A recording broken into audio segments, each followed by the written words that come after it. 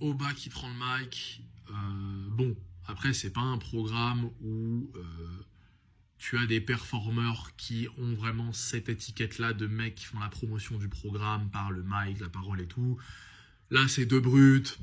Ils ont très bien géré le déroulé du programme, un peu de weekly en weekly, au niveau présentation et tout machin.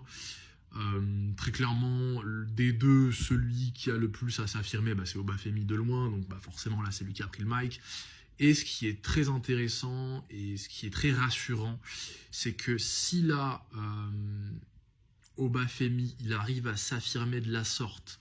certes contre une énorme pointure légendaire de ce business, mais dans un contexte vraiment qui est très simple finalement, qui n'est pas complexe du tout, s'il arrive à dégager autant d'idées, d'assurance,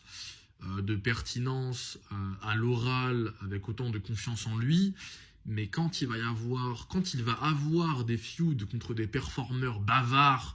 avec des historiques quand même beaucoup plus, on va dire, sujets à dire des choses, avec des trucs à dire, machin et tout, mais si là, au bas, il s'en sort déjà aussi bien, avec un contexte aussi simple, mais c'est extrêmement prometteur pour la suite. Rarement nous avons eu des rookies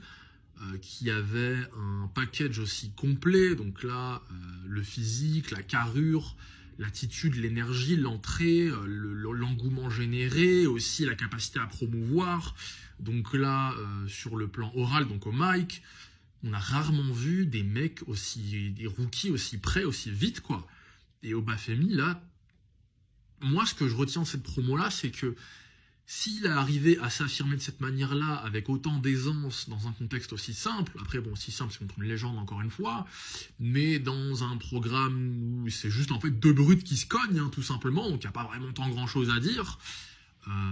très prometteur, très, très prometteur.